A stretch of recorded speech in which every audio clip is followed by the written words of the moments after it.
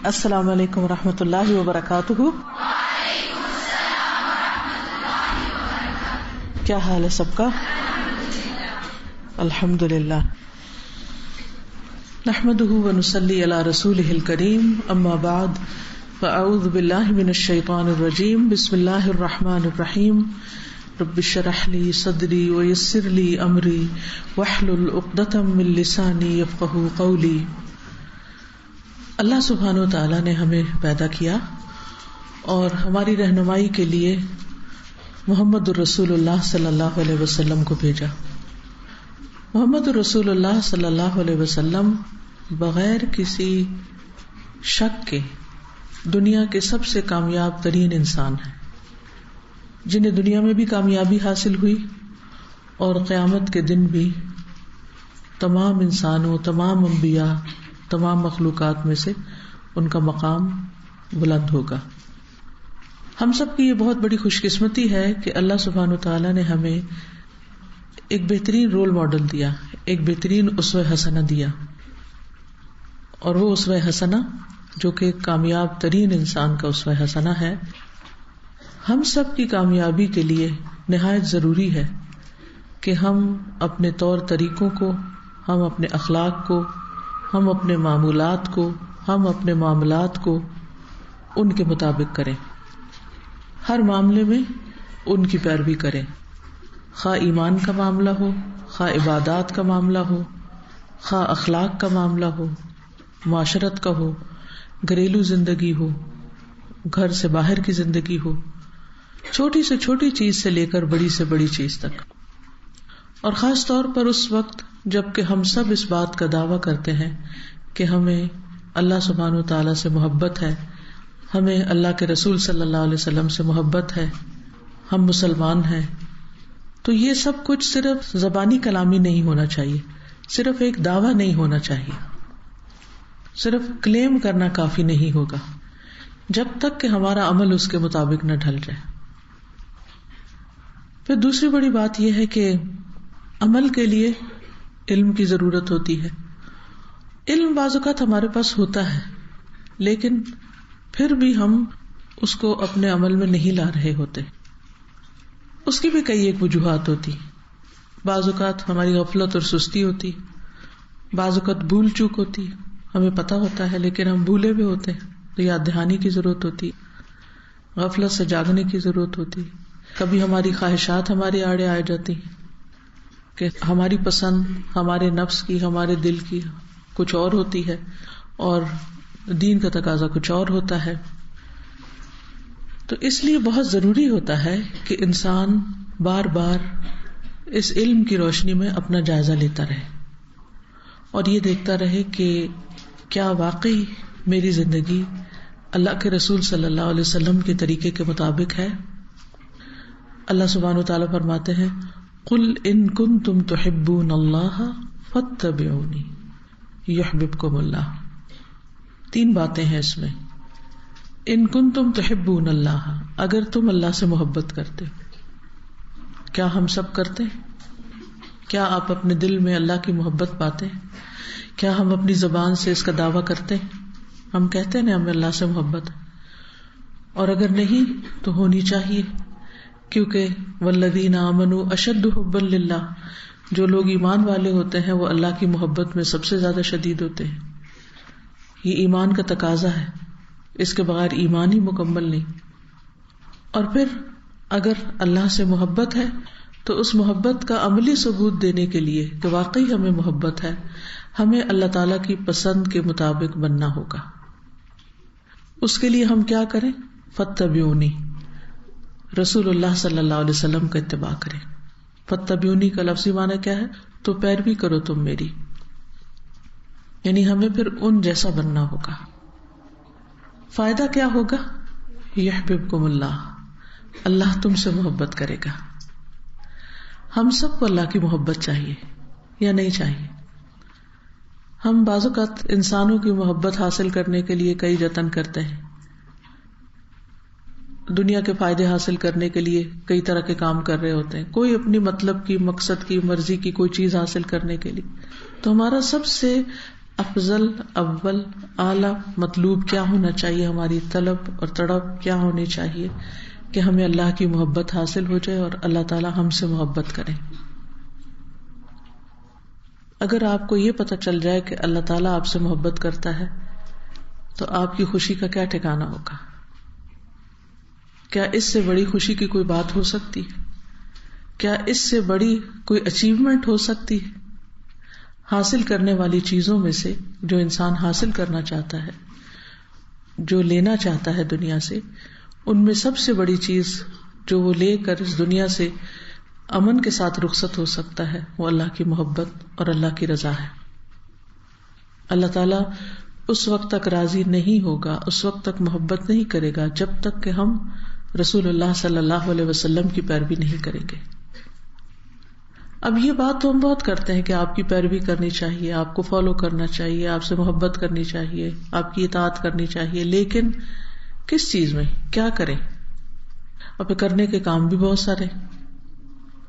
تو یہ کتاب جس وقت آپ کے ہاتھوں میں ہے یہ ایک طرح سے چیک لسٹ ہے، ٹو دا پوائنٹ چند باتیں آپ کو بتا دی گئی ہیں جن کی روشنی میں اپنے آپ کو پرکھا جا سکتا ہے، اور صرف ایک دفعہ نہیں، بار بار پرکھا جا سکتا ہے کہ ہم دیکھیں کہ کیا واقعی ہم یہ کر رہے ہیں، یہ چیزیں ہمارے اندر ہیں. ہو سکتا ہے کہ ہم یہ دعویٰ کریں کہ ہاں ہمارے اندر ہے یہ سب کچھ، لیکن کیا ہمارے آس پاس کے لوگ اس بات کی گواہی دیتے ہیں کہ یہ سب کچھ ہمارے اندر ہے؟ کیا وہ ہمارے طرز عمل کو دیکھ کے یہ کہیں گے کہ ہم واقعی رسول اللہ صلی اللہ علیہ وسلم کی امتی ہیں، آپ کے پیروکار ہیں، آپ کے طریقے پر ہیں؟ کیونکہ جو طریقہ ہے، جو عمل ہے، وہ تو سب کو نظر آنے والی چیز ہے نا. صرف ہمارے کلیم کرنے سے کہ ہم ایسا کرتے ہیں یہ بات کافی نہیں. کہیں ایسا نہ ہو کہ ہم دھوکے کا شکار ہوں، کہ اپنے بارے میں ہم مطمئن ہوں اور یہ سمجھیں کہ سب ٹھیک ہے. صرف ہمارے کہنے سے سب ٹھیک نہیں ہوگا، اس کی گواہی لوگ بھی دیں گے، اس کی گواہی ملائکہ بھی دیں گے، اس کی گواہی اللہ تعالیٰ بھی دے گا. اور جب تک اللہ سبحانہ وتعالیٰ سے اپروول نہ مل جائے اس وقت تک بات نہیں بنتی، چاہے ساری دنیا بھی گواہی دے دے، سب لوگ بھی کہہ دیں، آپ خود بھی کہہ دیں، لوگ بھی آپ کو کہہ دیں، لیکن ہماری اصل تمنا اور منزل اور مقصد اور مطلب کیا ہونا چاہیے کہ اللہ تعالیٰ ہم سے راضی ہو جائے اور اللہ تعالیٰ ہم سے محبت کرے. تو آئیے اس چیز کو سامنے رکھ کر ہم اس کتاب کا مطالعہ کرتے ہیں اور ایک ایک چیز کو دیکھتے چلے جاتے ہیں. رسول اللہ صلی اللہ علیہ وسلم کے بارے میں جو آپ کی تعریف میں مختلف احادیث کے الفاظ ملتے ہیں کہ آپ کی شخصیت کیسی تھی، تو اس کے بارے میں آتا ہے پیج 6 سے، محمد بن عبداللہ ابن عبد المطلب الہاشمی القرشی، اعلی نسب، اعلی حسب، قوم اشرف، قبیلہ اشرف، خاندان اشرف. آپ کا نام محمد کے علاوہ احمد بھی ہے، جس کا معنی ہے سب سے زیادہ قابل تعریف. اجود الناس، سب سے زیادہ سخی تھے. اشجع الناس، سب سے زیادہ بہادر تھے. ازہد الناس، سب سے بڑھ کر دنیا سے بے رغبت تھے.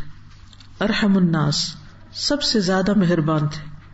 احسن الناس وجہا، سب سے زیادہ خوبصورت چہرے والے. احسنہم خلقا، سب سے بہترین اخلاق کے حامل. رقیقا رحیما، نہایت رقیق القلب، رحیم المزاج، یعنی بہت نرم دل. رؤوفا رحیما، بہت شفیق مہربان. سراجا منیرا، روشن چراغ. خاتم النبیین اور رحمت للعالمین. ہم آپ پر ایمان کا اقرار کرتے ہیں، آپ سے محبت کا اظہار کرتے ہیں، آپ سے عقیدت کا دعویٰ کرتے ہیں، آپ سے نسبت پر فخر کرتے ہیں، آپ پر درود اور سلام بھیجتے ہیں. لیکن ذرا رک کر سوچیں، کیا ہمارا ایمان، اخلاق، طرز عمل، عبادات، معمولات اور معاملات اپنی محبوب ہستی کے اسوہ حسنہ کے مطابق ہیں؟ ہم جہاں کہیں بھی ہوں، گھر کے اندر یا گھر کے باہر، مسلمانوں کے درمیان یا غیر مسلموں میں، اپنے ملک میں یا دنیا کے کسی بھی خطے میں، کیا ہم محمد صلی اللہ علیہ وسلم کی امتی کے طور پہ پہچانے جاتے ہیں؟ کوئی دور سے دیکھ کے ہمیں یہ کہہ سکتا ہے کہ یہ محمد صلی اللہ علیہ وسلم کا فالوور ہے؟ کیونکہ جو جس کو فالو کرتا ہے اس پر اس کا رنگ ہوتا ہے. کیا ہم پر آپ کا رنگ ہے؟ ہم خود سے پوچھیں، کیا ہم آپ سے محبت کا حق ادا کرتے ہیں؟ کیونکہ جو شخص جس سے محبت کا دعویٰ کرتا ہے وہ اس کی اطاعت کرتا ہے، اس کی بات مانتا ہے، اس کی پیروی کرتا ہے۔ کسی عرب شاعر نے کہا ہے، تعص الرسول وانت تظہر حبہ هذا لعمری فی الزمان بدیع لو کان حبک صادقا لأطعتہ ان المحب لمن یحب مطیع۔ تم رسول کی نافرمانی کرتے ہو اور اس کے باوجود ان سے محبت کا دعویٰ بھی کرتے ہو، میری عمر کی قسم یہ تو زمانے میں نرالی ہی بات ہے۔ اگر تم اپنی محبت میں سچے ہوتے تو ان کی اطاعت کرتے، کہ سچا محب اپنے محبوب کی اطاعت کرتا ہے۔ یعنی محبت کا سب سے بڑا تقاضا کیا ہے کہ پھر محبوب کی بات مانی جائے، اس کو فالو کیا جائے۔ اب ہمارے کرنے کے کام رسول اللہ صلی اللہ علیہ وسلم کی پیروی میں، سب سے پہلے اللہ سبحانہ وتعالیٰ کے حقوق میں سے اللہ کی یاد، ذکر الہی۔ اللہ کے رسول صلی اللہ علیہ وسلم کثرت سے ذکر الہی کرتے تھے۔ کان یذکر اللہ علی کل احیانہ، آپ ہر وقت اللہ کو یاد کرتے اور کثرت سے تسبیح اور استغفار کرتے۔ ہم سب اپنے آپ سے پوچھیں کہ کیا ہم بھی اللہ کو یاد کرتے؟ اللہ سبحانہ وتعالیٰ کو یاد کرنے کے دو بڑے طریقے ہیں نا، ایک دل میں یاد کرنا اور ایک زبان سے۔ بعض اوقات ایسا موقع نہیں ہوتا کہ ہم زبان سے ذکر کر سکیں، لیکن کوئی بھی موقع ایسا نہیں ہوتا کہ جس میں ہم دل سے یاد نہ کر سکیں، چاہے ہم لوگوں سے باتیں کر رہے ہوں، چاہے ہم کوئی بھی کام کاج کر رہے ہوں۔ دل کی یاد، اس میں تو کوئی چیز حائل نہیں ہو سکتی، کوئی چیز رکاوٹ نہیں بن سکتی۔ انسان کام ہاتھوں سے کرتا ہے، بات زبان سے کرتا ہے، لیکن دل وہی ہوتا ہے جہاں اس کی محبت ہوتی ہے۔ کیا واقعی ہم اس معیار پہ پورے اترتے ہیں کہ ہمارے دل میں ہر وقت اللہ کی یاد رہے، اور پھر جب بھی موقع ہو اللہ کا ذکر بھی زبان سے جاری رہے، خواہ تسبیح کی شکل میں، خواہ استغفار کی شکل میں، خواہ اللہ کی حمد و ثنا کی شکل میں۔ چھوٹے چھوٹے اذکار ہیں، سبحان اللہ، الحمد للہ، اللہ اکبر، لا الہ الا اللہ، استغفر اللہ، یہ تو سب کو ہی آتے ہیں۔ کان یکثر من قول سبحان اللہ وبحمدہ استغفر اللہ واتوب الیہ، آپ صلی اللہ علیہ وسلم کثرت سے یہ الفاظ ادا کرتے تھے، سبحان اللہ وبحمدہ استغفر اللہ واتوب الیہ، یعنی بہت زیادہ یہ کلمات پڑھتے تھے۔ ایک دن میں 70 سے 100 بار استغفار کرتے۔ جب کسی بات پر غمگین یا فکر مند ہوتے تو یا حی یا قیوم برحمتک استغیث پڑھ کر اللہ سے فریاد کرتے۔ ہر انسان پر دن کے اوقات میں مختلف کام کاج کرتے ہوئے دل پر کچھ نہ کچھ کیفیات گزرتی رہتی۔ کبھی انسان خوش ہوتا ہے اور کبھی انسان غمگین ہوتا ہے، کبھی اسے ماضی کی کوئی بات دکھی کر دیتی ہے، کبھی اسے مستقبل کی کسی بات کی فکر ہوتی ہے۔ تو انسان ہر وقت کسی نہ کسی کیفیت سے گزر رہا ہوتا ہے، لیکن اس وقت اس کو سمجھ نہیں آتی کہ اب کروں کیا۔ تو اپنے آپ سے پوچھیے کہ کیا واقعی ہم پر جب کوئی پریشانی آتی ہے تو ہماری زبان پر سب سے پہلے یہ کلمات آتے ہیں، یا حی یا قیوم برحمتک استغیث، تیری رحمت کی میں فریاد کرتی، یعنی مجھے تیری رحمت چاہیے۔ کیا واقعی ہم اللہ سے فریاد کرتے ہیں؟ ایک ہوتا ہے صرف کہنا اور ایک ہوتا ہے فریاد کرنا کہ اللہ تو اپنی رحمت بھیج دے۔ کیا جس طرح ہم لوگوں کو رو رو کر اپنے مسئلے بتاتے ہیں، کیا اللہ کے سامنے بھی ایسے ہی روتے؟ کیا ہم جس طرح اپنی مشکلات کے حل کے لیے لوگوں پر ڈیپینڈ کرتے ہیں اور ان کی تلاش میں رہتے ہیں اور ان کے پیچھے جاتے ہیں، کیا واقعی ہم اللہ سبحانہ وتعالیٰ کی طرف بھی ایسا ہی رجوع کرتے ہیں؟ یا ہم سمجھتے ہیں کہ ہمارے مسائل کا حل لوگوں کے پاس ہے، کبھی ایک کو اپنا دکھ سنانے بیٹھ جاتے ہیں، کبھی دوسرے کو، کبھی تیسرے کو، اور اللہ کے سامنے اپنا دکھ کبھی نہیں رکھتے۔ صرف آج ہی کے دن میں کتنی بار یہ کلمہ پڑھ چکے ہیں ہم؟ کیا روزانہ کے ہمارے معمولات میں یہ کلمہ ہے، یا حی یا قیوم برحمتک استغیث؟ کیونکہ اللہ کی رحمت کے بغیر کوئی بھی چیز ہو نہیں سکتی، کچھ بھی پار نہیں لگ سکتا۔ جہاں کہیں کسی بھی قسم کی چھوٹی یا بڑی کوئی بھی مشکل آ رہی ہو، کوئی بھی چیز آپ کو پریشان کر رہی ہو، کچھ بھی وری ہو کسی بھی طرح کی، ان سب کو یاد کر کے، ان سب کے حل کے لیے، ان سب کے علاج کے لیے بار بار اس کو پڑھیں، یا حی یا قیوم برحمتک استغیث. جب پریشانی ہوتی تو کہتے هو اللہ ربی لا اشرک بہ شیئا، اللہ میرا رب ہے اور میں اپنے رب کے ساتھ کسی کو شریک نہیں کرتا. میرا دکھ میرا رب ہی جانتا ہے، میری پریشانی میرا رب ہی سنتا ہے، اور اس کا حل اور اس کا علاج بھی اسی کے پاس ہے. چھوٹی چھوٹی باتوں پر اظہار تشکر فرماتے ہیں، یعنی چھوٹی چھوٹی نعمتیں ملنے پر.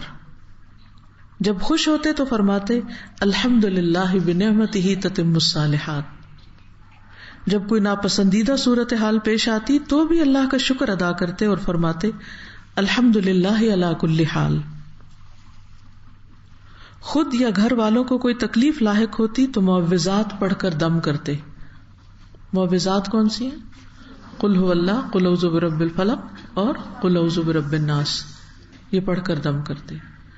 کوئی سر درد ہے، کوئی پریشانی ہے، کوئی بچہ رو رہا ہے یا کسی کی طبیعت خراب ہے یا کچھ بھی، ہم اس وقت کیا سوچتے ہیں کہ کسی کے پاس لے جائیں، کسی کو بلائیں، کسی کو پکاریں، کسی کی مدد لیں. حالانکہ یہ کلمات ہر کوئی خود بھی پڑھ سکتا ہے. گویا خوشی ہو یا غم، ہر حال میں اور ہر موقع پر اللہ ہی کا ذکر کرتے، اللہ ہی کو یاد کرتے. اس کے علاوہ بھی جیسے مختلف اذکار ہیں، صبح جاگنے کے، پھر اس کے بعد ٹوائلٹ جاتے ہوئے، نکلتے ہوئے، وضو سے پہلے، وضو کے بعد، پھر اسی طرح کھانا کھاتے ہوئے، کھانا شروع کرنے سے پہلے، کھانے کے بعد، پھر صبح کی حفاظت کی دعائیں جو ہیں، پھر چھینک آنے پر، پھر اسی طرح اور مختلف حالات سے گزرتے ہوئے، پھر شام کے اذکار ہیں، پھر رات کو سوتے وقت کے اذکار ہیں. تو یہ سارے اذکار جو ہیں، ان میں سے کتنی چیزیں ہماری عادت کا حصہ بن گئی، کیونکہ آپ صلی اللہ علیہ وسلم سب سے بڑھ کر اللہ کی عبادت کرنے والے تھے، سب سے بڑھ کر اللہ تعالیٰ کو یاد کرنے والے تھے. تو آپ کی پیروی میں ہمیں بھی کیا کرنا ہے؟ سب سے بڑھ کر اسی کو یاد کرنا ہے، اسی کو پکارنا ہے. یہی توحید اور ایمان کا تقاضا ہے. یاد رہیں گی یہ باتیں؟ اور اگر بھول جائیں تو کیا کریں گے؟ چھوٹی سی کتاب ہے، ایسی جگہ پر رکھے اپنے بیگ میں، ہینڈ بیگ میں، کہیں بھی، کہ جہاں آپ اس کو دوبارہ ریفرنس کے لیے پھر دیکھ لیں، صرف اس لیے کہ یہ کام میں کر رہی ہوں کہ نہیں. جو عادت بن جائے اس کو ٹک کرتے جائیں، اور جب تک عادت نہ بنے اس کو بار بار پڑھتے رہیں، کیونکہ یہ صرف جاننے کی چیزیں نہیں ہیں، یہ عمل کرنے کی چیزیں. نماز اذا حزبہ امر فزع الی الصلاۃ. جب بھی کوئی معاملہ پیش آتا نماز کی طرف جلدی کرتے. کوئی فیصلہ کرنا ہوتا تو استخارہ کرتے، کوئی غم دکھ ہوتا تو واستعینوا بالصبر والصلاۃ پر عمل کرتے ہوئے نماز کی طرف جاتے. کوئی لشکر روانہ کرنا ہوتا، کوئی بھی موقع ہوتا تو آپ نماز کی طرف رجوع کرتے. یعنی یہ فرض نمازوں کے علاوہ کی بات ہے. اس کے علاوہ تہجد کے نوافل تو آپ پر فرض تھے، پھر ضحیٰ کی نماز، چاشت کی نماز آپ پڑھتے. آج امت مسلمہ کا کیا حال ہے کہ فرض 5 نمازیں بھی مشکل ہے، جبکہ قیامت کے دن سب سے پہلا سوال کس کے بارے میں کیا جائے گا؟ نماز کے بارے میں. پھر کان یصلی الصلاۃ لوقتہا، نماز اپنے وقت پر پڑھتے. ہم کیا کرتے؟ باقی کاموں کے بیچ میں جس وقت موقع ملے بس جلدی سے کچھ اوپر نیچے ہو جاتے ہیں. یعنی ہماری پلاننگ میں، ہمارے ٹائم ٹیبل میں نماز کا وقت نہیں ہوتا کہ یہ وقت نماز کا اور اس میں بس نماز ہی ہوگی، کچھ اور نہیں ہوگا. ہماری روٹین کیا ہے نمازوں کے بارے میں؟ ہم کیا کرتے ہیں؟ ہاسٹل کے ٹائم ٹیبل کو آپ چھوڑ دیجیے، کیونکہ اس میں تو ظاہر ہے کہ آپ کو پابند کیا گیا، لیکن جو ہی آپ ہاسٹل سے گھر جاتے ہیں یا ویسے جو لوگ گھروں میں رہتے ہیں، یعنی جب آپ اپنے اون پہ ہوتے ہیں، اپنے ڈیسیژن کے ساتھ نماز پڑھنی ہوتی ہے، تو پھر ہمارا معمول کیا ہے؟ ہم کیا کرتے ہیں؟ اور یہ نماز کس طرح ہے؟ صرف کہیں اس کو ایڈجسٹ کر لیتے ہیں، یا ہم لوگوں پہ بھی روک لگا سکتے ہیں کہ نہیں یہ نماز کا وقت ہے، اس میں نماز ادا کریے، باقی سب کام بند، سب کچھ ختم. کیونکہ جب تک نماز ہماری پرائرٹی نہیں ہوگی اور باقی چیزیں اس کے گرد نہیں گھومے گی تو اس وقت تک ہم صحیح اتباع کرنے والے نہیں ہیں. سفر کا ارادہ ہو یا کوئی شادی بیاہ کا پروگرام ہو یا کسی پارٹی کا یا کسی سے میل ملاقات کرنے کے لیے جانا ہے یا شاپنگ کے لیے جانا ہے یا کسی کو آنا ہے، کسی کو آنے کے لیے، ملاقات کے لیے وقت دینا ہے، ان ساری چیزوں میں کیا ہونا چاہیے؟ سب سے پہلے آپ دیکھیں کہ نماز کا وقت کیا ہے، اس کے بعد باقی ٹائم ٹیبل بنائیں، باقی چیزیں بعد میں، کہ میں نماز کے بعد ملوں گی آپ سے، نماز کے بعد یہ کام کریں گے. اور مردوں کے لیے تو خاص طور پر جماعت کی نماز.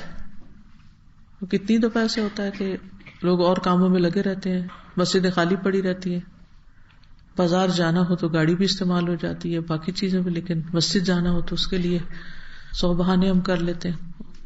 اور بعض اوقات مولویوں کو، مسجدوں کو بلیم کر کے اور ہم گھروں میں بیٹھے رہتے ہیں، جماعت سے نماز نہیں ادا کرتے. ہم سب پوچھیں اپنے آپ سے کہ کیا واقعی نماز ہماری پرائرٹی ہے؟ کہ پہلے نماز، کیا ہماری زندگی میں یہ ہے کہ پہلے نماز بعد میں کچھ اور؟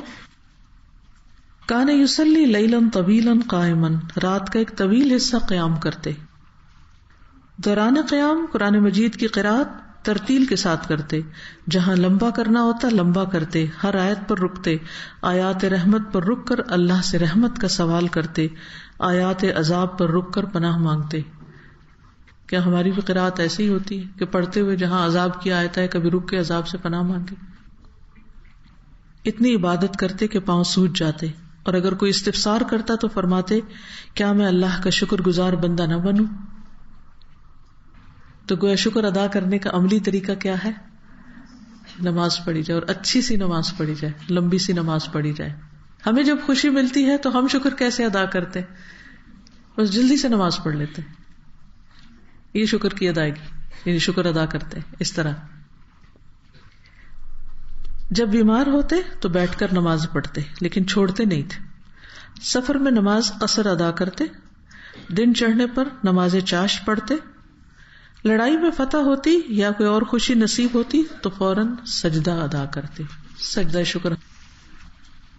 خوشی کے موقع پر جہاں بھی ہو، جدھر بھی رخ ہو، وہیں جھک جائے، اور اگر ممکن ہو تو باقاعدہ قبلے کی طرف رخ کر کے سجدہ کرے. جب مثلاً کسی رشتہ دار کے بچے کی پیدائش کی خوشخبری ملتی ہے، یا امتحان میں کامیاب ہونے کی خوشی، یا اور اسی طرح کی کئی خوشیاں زندگی میں ملتی ہیں انسان کو، تو اس وقت ہمارا طرز عمل کیا ہوتا ہے؟ اس وقت ہم کیا کرتے ہیں؟ کیا واقعی ہم جھک جاتے ہیں؟ سوچئے پچھلے ایک مہینے میں، پچھلے ایک سال میں، 2015 میں کتنے سجدہ شکر ہم نے ادا کیے. کیا واقعی ہماری زندگی میں کوئی خوشی نہیں آئی؟ ہمیں کچھ نہیں ملا اس سارے عرصے میں؟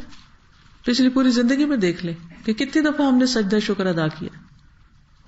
ہمارے معمولات میں ہے، ہمارے کلچر میں ہے، ہمارے گھروں میں ہے.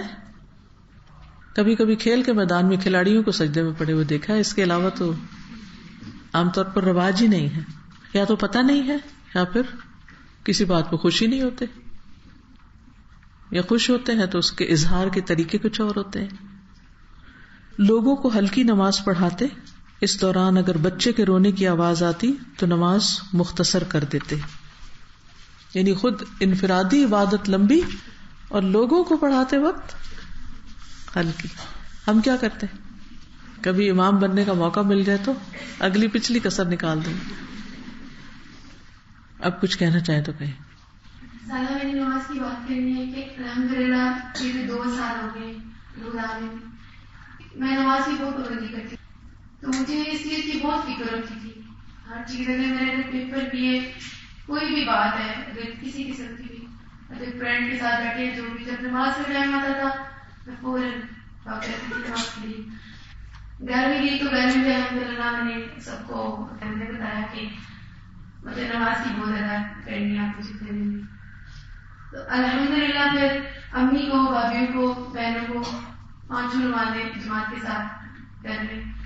تو اسی طرح پھر رات کی عشاء کی نماز تو روزانہ تھا. تو میں نے کہا امی کو میں بلا رہی تھی، میں نے کہا امی کہتی ہے نہیں مجھے یہ کام کر لیتے. پھر میں نے نماز سے پہلے میں نے کہا امی نہیں، سب سے پہلے نماز.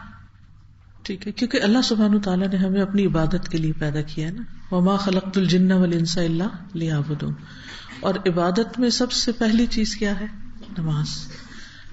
اگر نماز ٹھیک ہوگی تو سمجھے کہ باقی چیزیں بھی ٹھیک ہو جائیں گی. اور اگر اس میں کبھی کمزوری ہے تو باقی چیزیں کیسے درست ہو سکتی. اور اگر نماز پڑھے بغیر دنیا سے چلے گئے تو گویا اپنی زندگی کا مقصد ہی پورا نہیں کیا. جی السلام علیکم. میں یہاں پہ تھوڑی بات کرنا چاہوں گی کہ سب سے امپورٹنٹ چیز ہے رسپانسبلٹی، یعنی کہ ذمہ داری کا احساس. یعنی یہ نماز یہ چیزیں تو پھر آ ہی جاتی ہے، لیکن سب سے پہلے ہم رسپانسبل کتنے ہیں اپنے آپ کے ساتھ. جی یہ جب نماز ادا کریں گے تو واقعی ذمہ داری بھی آئے گی، کیونکہ نماز بھی ایک ذمہ داری ہے نا، ایک امانت ہے، ایک فریضہ ہے. تو جو اللہ کا حق دے گا وہ باقیوں کے حقوق بھی دے گا، اور جو اللہ سبحانہ وتعالیٰ کا حق نہیں دیتا، جس نے ہمیں پیدا کیا ہے، جس نے ہمیں رزق دیا ہے، جس نے ہمیں سب کچھ دیا ہے، اگر ہم اسی کے ساتھ فیتھفل نہیں ہیں، اسی کے لیے ہمارے پاس وقت نہیں ہے، اسی کے آگے ہم پورے خشوع خضوع سے نہیں جھکتے، تو پھر ہم باقیوں کے ساتھ کیا کریں گے جن کا ہم پر کوئی احسان بھی نہیں. اوروں کے لیے ہم کہاں سے خیر خواہ ہو سکتے ہیں. تو اس لیے نماز کی پابندی کی جو بات ہو رہی ہے اس کے بھی بنیادی مقصد یہی ہے کہ ہم اپنی ذمہ داریوں کو صحیح طور پر ادا کرنے والے ہوں. اور یہ 5 وقت کی پابندی کے ساتھ مسلسل بغیر کسی ناغے کے ادا کرتے چلے جانا، یہ پوری ایک انسان کے اندر ذمہ داری کی ہیبٹ ڈیولپ کر دیتی. روزہ رمضان کے علاوہ شعبان میں کثرت سے روزے رکھتے، دیگر مہینوں میں کبھی مسلسل روزے رکھتے. ایسا خیال ہوتا کہ اب نہ چھوڑیں گے، کبھی چھوڑ دیتے تو لگتا کہ اب نہ رکھیں گے. ہر قمری ماہ کی 13، 14، 15 تاریخ، پیر جمعرات، محرم میں یوم عاشورہ اور عشرہ ذوالحج کے روزے رکھتے. شوال کے 6 روزوں کا بھی اہتمام فرماتے. روزہ اکثر کھجور سے افطار کرتے. رمضان ماہ رمضان میں نیکیوں میں بہت بڑھ جاتے، خصوصاً صدقہ و خیرات کرنے میں تیز آندھی سے بھی زیادہ بڑھ جاتے. جبریل علیہ السلام کے ساتھ قرآن مجید کا دور کرتے. اذا دخل العشر احیا اللیل وایقظ اہلہ وجد وشد المئزر. جو ہی رمضان کا آخری عشرہ شروع ہوتا آپ خود بھی جاگتے، اپنے گھر والوں کو بھی جگاتے، خوب محنت کرتے اور کمر کس لیتے. ہر سال اعتکاف کرتے. آپ کے ہر کام میں دوام ہوتا تھا، تسلسل، کنٹینیوٹی، کنسسٹنسی، یعنی کرتے چلے جاتے، یعنی کہ کبھی کیا اور کبھی چھوڑ دیا. استقامت ہوتی تھی آپ کے اعمال میں، پابندی ہوتی تھی. عیدین یعنی 2 عیدیں، عیدین پر خاص اہتمام فرماتے. غسل کرتے، بہترین لباس پہنتے، عید کے لیے پیدل آتے اور جاتے. خواتین کو بھی عیدگاہ جانے کا حکم دیتے. عید الفطر کے دن میٹھی چیز کھا کر نماز عید کے لیے جاتے. عید الاضحیٰ کے موقع پر ہر سال قربانی کرتے. خطبہ ہمیشہ حمد و ثنا سے شروع کرتے اور اس میں قرآن مجید کی آیات پڑھتے. تو اس سے یہ پتہ چلتا ہے کہ اگر آپ کہیں بھی کوئی لیکچر دینے لگے ہیں یا کوئی ٹاک دینے لگے اور خصوصاً فارمل بات ہے تو اس وقت آپ حمد و ثنا کریں گے، ٹھیک ہے. لیکن اگر ویسے عام گفتگو ہے تو ہر بات سے پہلے خطبہ نہیں ہوتا. خطبہ ایک پراپر فارمل گفتگو کے شروع میں ہوتا ہے. خطبہ کبھی زمین پر کھڑے ہو کر، کبھی ممبر پر، کبھی کھجور کے تنے پر، کبھی اونٹ کی پشت پر بیٹھ کر دیتے. خطبے کے وقت آنکھیں سرخ ہو جاتی اور آواز بلند ہو جاتی. ایسے علم سے پناہ مانگتے جو فائدہ نہ دے، جو کام نہ آئے زندگی میں. صدقہ و خیرات خود بھی صدقہ کرتے اور دوسروں کو بھی صدقہ کرنے کا حکم دیتے. ہم بعض اوقات خود تو کر لیتے ہیں لیکن دوسروں کو نہیں کہتے. تو قرآن مجید میں ایک سورت ہے، ارأیت الذی یکذب بالدین فذلک الذی یدع الیتیم ولا یحض علی طعام المسکین. کس بات پہ ڈانٹ پڑ رہی ہے کہ یہ مسکین کو کھانا کھلانے پر ترغیب نہیں دیتا، یعنی دوسروں کو نہیں کہتے. دوسروں کو بھی توجہ دلانی چاہیے. کوئی چیز کل کے لیے بچا کر نہ رکھتے. کوئی صدقہ لے کر آتا تو اس کو دعا دیتے. یہ جو کل کے لیے کوئی چیز بچا کر نہ رکھتے، اس میں تو ہم میں سے کوئی بھی اس معیار پہ پورا نہیں اتر سکتا. اسی لیے آپ کو سب سے پہلا لقب جو وہ پیچھے آپ نے پڑھے نا، اس میں اجود الناس، سب انسانوں سے زیادہ سخی، یعنی آپ کی سخاوت کی مثال نہیں ملتی، کوئی اور آپ کے مقابلے میں پہنچ ہی نہیں سکتا. انا للہ استغفر اللہ ربی یا حی یا قیوم برحمتک استغیث استغفر اللہ ربی من کل ذنب واتوب الیہ. استغفر اللہ ربی من کل ذنب واتوب الیہ. استغفر اللہ ربی من کل ذنب واتوب الیہ. اللہ نہ کرے زیادہ جھٹکا ہے تو آپ نے پینک ہی نہیں کرنی، اللہ کا ذکر کرتے رہنا، سکون کا مظاہرہ کرنا ہے. صبح شام کی دعائیں پڑھنا نہ بھولا کریں. اللہ تعالیٰ سے عافیت مانگتے رہیں، کیونکہ عافیت اللہ ہی کے پاس ہے. ہم کہاں بھاگ کے جا سکتے ہیں؟ نہ اللہ کی زمین سے کہیں بھاگ کے جا سکتے ہیں، نہ فضا میں کہیں بھاگ کے جا سکتے ہیں. ہم سب اللہ ہی کے ہیں اور اللہ ہی کی طرف پلٹ کے جانا ہے. اور ہماری عافیت اور ہماری نجات اسی میں ہے کہ ہم اللہ کو راضی کر کے جائیں. جب انسان اللہ کو راضی کر لیتا ہے تو پھر اس سے کوئی فرق نہیں پڑتا کہ انسان کہاں جاتا ہے. اور موت کا بھی ایک وقت اور ایک جگہ لکھی ہوئی ہے. کوئی چیز کل کے لیے بچا کر نہ رکھتے، کوئی صدقہ لے کر آتا تو اس کو دعا دیتے، کسی سائل کو انکار نہ کرتے، کسی سائل کو انکار نہ کرتے. اگر پاس کچھ نہ ہوتا تو خاموشی اختیار کرتے. بعض اوقات یہ ہوتا ہے کہ ہمارے پاس کچھ نہ ہو تو ہم اپنی صفائیاں دینے لگتے ہیں یا ڈیفینڈ کرنے لگتے ہیں اپنے آپ کو، یا دوسرے کو نصیحتیں کرنے لگتے ہیں کہ ہر وقت نہیں مانگتے، اور اسی قسم کی باتیں. کسی کو ہدیہ کہہ کر دیتے، کسی کو کچھ ہبہ کر دیتے، یعنی کچھ ہدیہ دیتے اور کبھی کچھ ہبہ کر دیتے. خرید و فروخت میں کبھی زیادہ ادائیگی کرتے، قرض لیتے تو زیادہ لوٹاتے. یہ بہت ہی خوبصورت اخلاق ہے کہ آپ کسی سے کوئی چیز خرید رہے ہو، کبھی آپ ٹیکسی پہ سفر کریں، کبھی آپ کسی ریڑھی والے سے، ٹھیلے والے سے کوئی چیز لیں، تو ان لوگوں کی آمدنی کتنی ہوتی، ایک دن میں کتنا کما سکتے ہیں. میں کئی دفعہ جب گزرتی ہوں تو ٹھیلے وغیرہ دیکھتی ہوں تو میں سوچتی ہوں کہ اس میں زیادہ سے زیادہ کتنا پھل رکھا ہوگا. مثلاً 20 کلو، 30 کلو.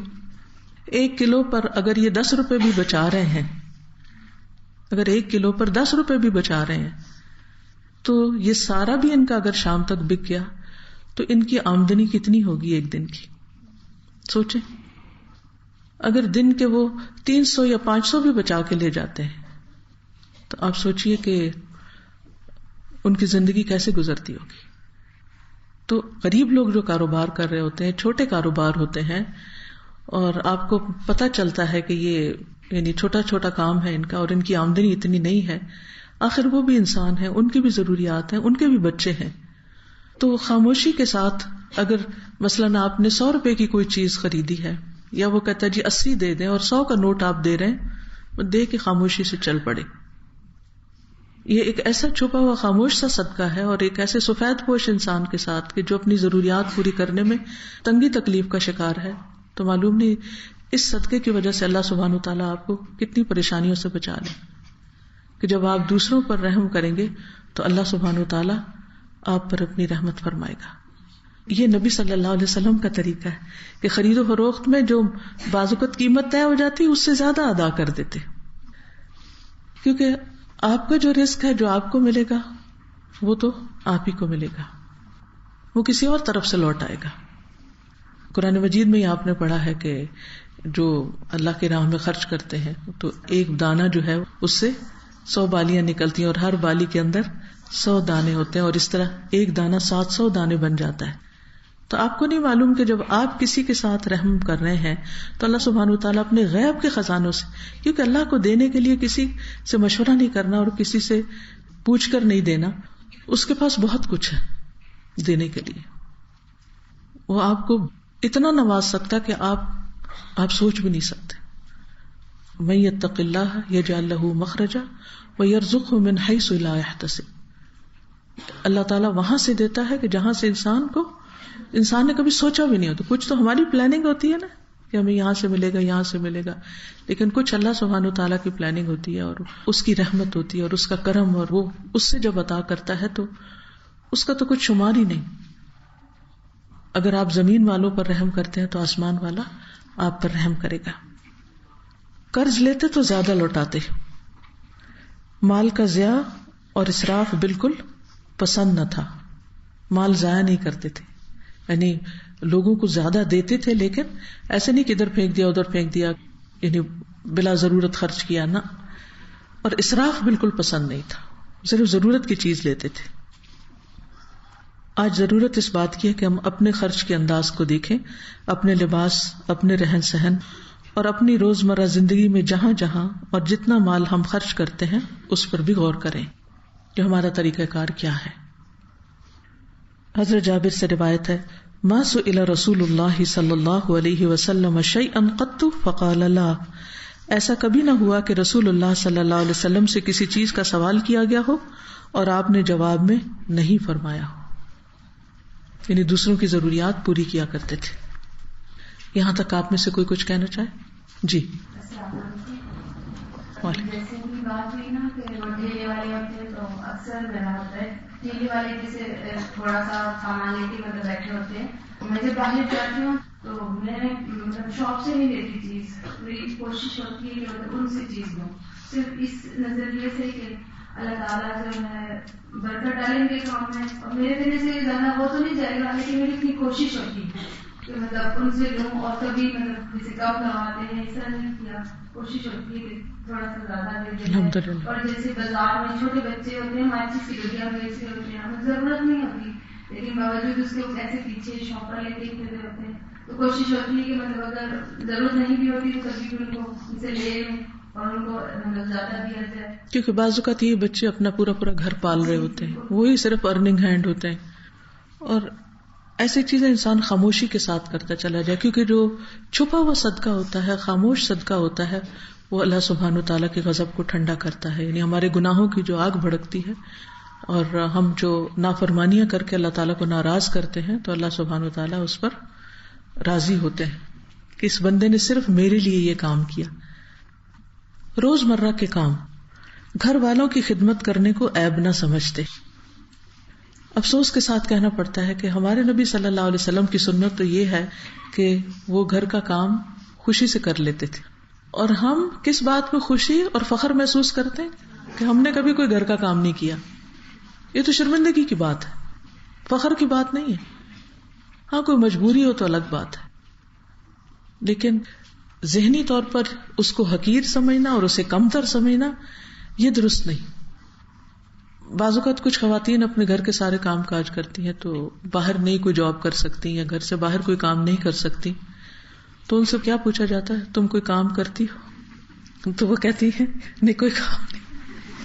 یعنی پورے گھر کا کام، پوری ذمہ داری اٹھا کے بھی اس کام کو کام سمجھا نہیں جاتا، اسے ایکنالج نہیں کیا جاتا. تو اس مینٹالٹی کو بدلنے کی ضرورت ہے. گھر کا کام بہت بڑا کام ہے، بہت بڑی ذمہ داری. گھر کا کام کرتا بھی ہے مطلب خوشی سے، اس کو بھی معیوب سمجھتے ہیں. اور اس کو اتنا لان تان کیا جاتا ہے کہ شرم نہیں آتی ہے ہسبینڈ سے کام کرواتی. یعنی نبی صلی اللہ علیہ وسلم جو گھر کا کام کر لیتے تو ہم خواتین گھر کے کام کو برا سمجھتے ہیں، تو کہاں مرد تو پھر کہاں سے اچھا سمجھیں گے. حالانکہ مردوں کے لیے بھی اس میں کوئی قباحت نہیں کہ وہ گھر کا کام کرے. السلام علیکم. وعلیکم السلام. ہم 6 بہن بھائی ہیں، مطلب میرے 2 بڑے بھائی ہیں، باقی ہم سب چھوٹے ہیں. لیکن ہمارے پاپا بولتے ہیں کہ سب ایکول کام کرو. گھر پہ کوئی جس طرح بھائی ہے وہ رات میں نخرے والا ہے، وہ کپڑے استری نہیں کرتا ہے، تو دوسروں کو بولتے ہیں تم کرو. لیکن پاپا نے سب بولا کہ نہیں، اپنے کپڑے خود استری کرنے، بعد میں کس کے کام کرو، بعد میں تو یہ بچے نہیں رہیں گے. الحمدللہ آپ سب مستقبل کی مائیں ہیں، اپنے بچوں کو بھی ایسی ہی تربیت دینے کی کوشش کریں. اور اس میں لڑکے اور لڑکی پہ فرق نہ اس طرح کا کریں کہ لڑکی گھر کا کام کرے اور لڑکا جو ہے وہ کوئی کام نہ کرے، اس کو بھی ساتھ شامل کریں. کیونکہ بچپن سے ایسی تقسیم کر دی جاتی ہے کہ جس کی وجہ سے لڑکے تو ایک خاص عمر تک پہنچ کر کوئی بھی کام نہیں کرتے. انہوں نے باہر کا بھی نہیں کرنا ہوتا کہ کوئی کمائی تو نہیں کر رہے ہوتے، صرف اسکول جا رہے، تو لڑکیاں بھی اسکول جا رہی ہوتی ہیں، اور پھر گھر آ کر بھی کوئی کام نہیں کرتے. حالانکہ ان کے اندر طاقت اور صحت زیادہ ہوتی ہے ان کی. تو اس میں ان کو اگر آپ چھوٹے چھوٹے کاموں میں ساتھ شریک کریں گے، شامل کریں گے تو وہ بہتر ہوگا. وعلیکم السلام. میں یہ پوچھنا تھا کہ ہم لوگ جب بھی گزار رہے تھے تو وہاں پہ ایک بوڑھا سا شخص بیٹھا تھا، وہ کچھ نہ بیچ رہا تھا، تو ہم ہر دفعہ اس سے کچھ نہ کچھ لیتے تھے اور اس کو زیادہ پیسے بھی دے دیتے تھے. لیکن ایک دفعہ میں یہ سسٹم میں دیکھا تھا اور وہ اس کے پاس چند لڑکے کھڑے ہوئے تھے اور وہ آدمی نے صاحب گانے لے رہا تھا. تو اس نے مجھے یاد بتایا، تو اس دن سے اس سے ایسے لگتا تو یہ میں نے اس سے کبھی کچھ نہیں دیا. تو یہ کیا غلط ہے؟ دیکھیے اس میں اس کو سمجھانا چاہیے. یعنی مطلب بہت ایجڈ ہے، وہ سمجھے گا بھی نہیں. دیکھیے کسی سے بھی مایوس نہیں ہونا چاہیے، کسی سے بھی مایوس نہیں ہونا چاہیے کہ وہ سمجھ نہیں سکتا. کیونکہ بعض اوقات ایک شخص جس طرح کی اس کی تربیت ہوتی ہے، جو اس نے اپنے آس پاس دیکھا ہوتی ہے، جو کسی نے اس کو سکھا دیا ہوتا ہے، تو آپ اس کے ساتھ احسان کر رہے ہیں، آپ کی وہ بات سنے گا. ہم پہلے سے ہی کیوں سوچ لیتے ہیں؟ یہ چیز اپنے ذہنوں سے نکال دیں، اپنے ذہنوں سے مینٹل بلاک ہٹا دیں کہ کوئی ہماری بات نہیں سنے گا یا سمجھے گا نہیں، یا یہ تو ٹھیک ہو ہی نہیں سکتا. ایک شخص کے بارے میں دوسرے نے کہا کہ یہ جنت میں نہیں جائے گا، تو آپ نے کیا فرمایا تھا کہ اللہ نے اس کو اپنی رحمت سے جنت میں بھیج دیا اور اس کو پکڑ لیا.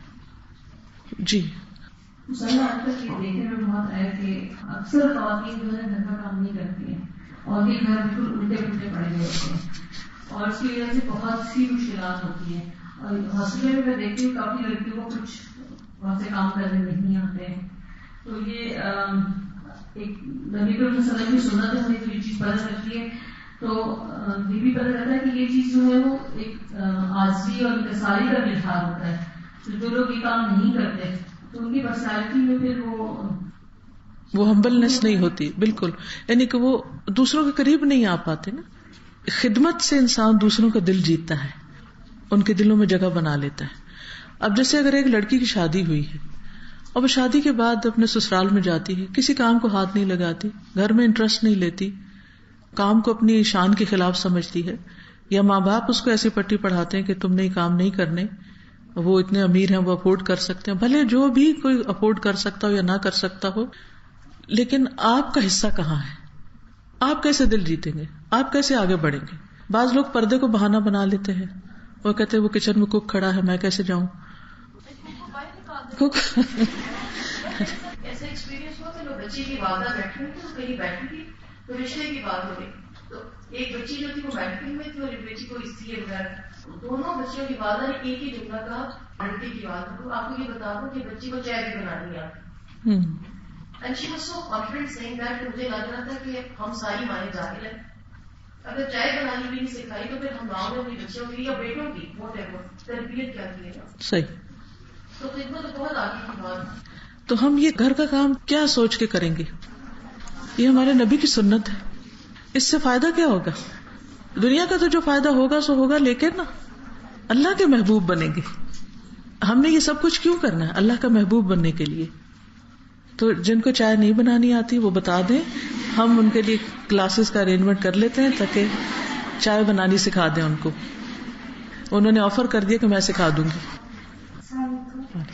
ایک چیز جو میں دیکھتی ہوں جو میری جنریشن میں بہت زیادہ آ رہی ہے، جو مجھے لگتا ہے کہ بہت زیادہ ڈسٹریکٹیو ہے، وہ یہ کہ ہمارے جس نسل میں پڑھ لیا ہے نا، مطلب ہم ڈاکٹرز ہیں، انجینئرس ہیں، ایم بی اے کیا ہے اور بھی فیلڈز ہیں، ہم یہ سمجھ رہے کہ ہم نے اس لیے پڑھا تھا اور ہماری علم کی معراج اور اس کا یوز یہی ہے کہ ہمیں ہر حال میں جاب ہی کرنا ہے. اگر ہم نے نہیں کیا تو ہم نے ضائع کر دیا. تو اب جب ہم سب جابس کر رہے ہیں for the sake of job, اور اس وجہ سے کہ ہمیں اپنا لائف اسٹائل لرن کرنا ہے نا، کیونکہ ہمیں کھادی کا برانڈ پہننا ہے اور ہمیں آئی فون رکھنا ہے اور ہمارے بچوں کے پاس ایکسپورٹس ہونے چاہیے اور وہ برانڈیڈ اسکولس میں جائیں گے. وہ بلند لائف اسٹائل دینے کے لیے وائف کو بھی کما رہے ہیں اور ہسبینڈ کو بھی کما رہے ہیں. تو نپولین بوناپارٹ نے کہا تھا کہ تم مجھے پڑھی لکھی مان لو، میں تمہیں پڑھی لکھی نیشن دوں گا. لیکن ہم وہ انفارچونیٹ جنریشن بنتے جا رہے ہیں کہ ہم پڑھے لکھے یا مہذب بچے نہیں دے رہے معاشرے کو.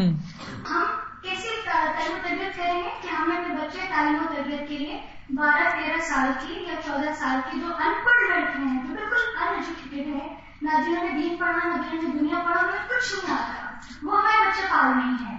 اور جب ہم اپنی جاب سے گھر جاتے ہیں تو پھر ہمارا جو موبائل ہے، جو بچوں کا ٹیب ہے، جو ٹیلی ویژن ہے، وہ باقی تربیت کر دیتے ہیں. تو مجھے یہ لگتا ہے کہ ہماری جو مائنڈ تھی، جو ان ایجوکیٹڈ مائنڈ تھی، ایون وہ ہم سے بہت بہتر تھی. یعنی میری مدر مجھے ہمیشہ کہا کرتی تھی کہ میں نے کبھی پتا بزرگ کے لیے دودھ نہیں پلایا تھا یا ہم نہیں پلایا. مجھے لگتا ہے وہ ان ایجوکیٹڈ مدرس ہم سے کروڑ درجے بہتر تھی، انہوں نے ہماری بہت اچھی تربیت کی، اس تربیت سے جو ہم پڑھی لکھی مائیں اپنی اولادوں کو دے رہے ہیں. بالکل. تو یہ ہم سب کے لیے لمحہ فکریہ ہے. آج کے لیے اتنا ہی کافی ہے. انشاءاللہ ہم یہیں سے پھر آگے کسی وقت کنٹینیو کریں گے. یہ کتاب آپ کے بیگ میں ہونی چاہیے. ٹھیک ہے انشاءاللہ. جزاکم اللہ خیرا. سبحانک اللہم و بحمدک، اشہد ان لا الہ الا انت، استغفرک و اتوب الیک. السلام علیکم و رحمۃ اللہ وبرکاتہ.